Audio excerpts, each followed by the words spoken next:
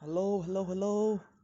Jingka vet leo jingka pa, sunai vet leo sun pa, nila pa na bonun salam kan bono be. Tunia hi nasata ai pam NUMEI le beauty plus ti ham na. Ti kaga say no me.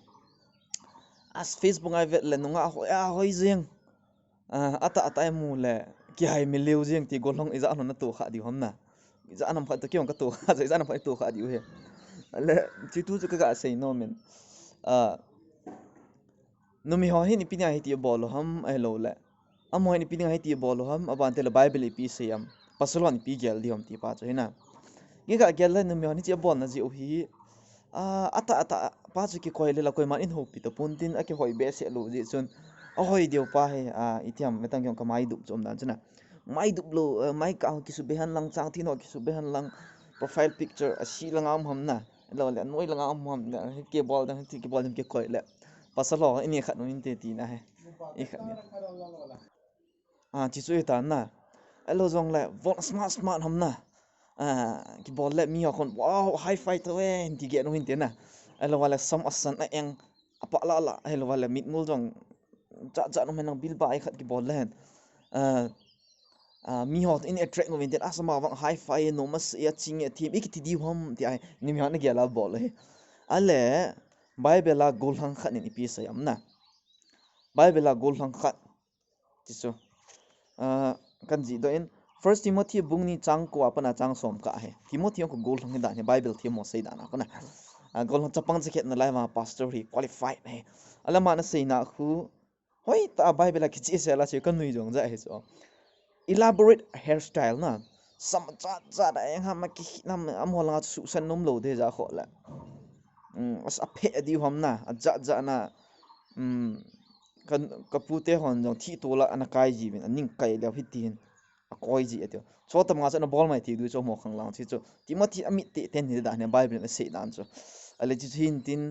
aban teng la some akil ja bol de no meding in pha ka sapo e hilowa jong le expensive clothes na one man tam ki bon diu jong pha ka sapo ati e ale kya dinga ka personal no hoding no me hoding chi ve hoding ka si num chu pham ti le iti hoi ta na bolo iti ja the beauty plus samna bon hoi ta nei khan ho khu koi tabang pasal ne attract go bam koi tabang pasal khun na ne bi be no attract mom ti ale pathian he be se lo na elo bal pathian he jong la het mai ging lo ho ko na attract kho so bible se hena je jo jo khun ne attract kho he ajehchu pathian in david hendinga ama masanga soul aka khuna samuel ko ma khu mi hemin apam lang bin ke sung lang ka vet hi ti hin le mi hem kha chong pin tha patel pathin lunggel kan pu ta so hi ja khu no me anal ta hoi ta beauty plus wa ja no na vom lewa na mi no na nu phat ding jong le khon cho khu pasal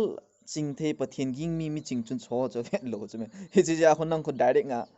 out the ball so ne anyway chi chu hi zo he na ama wang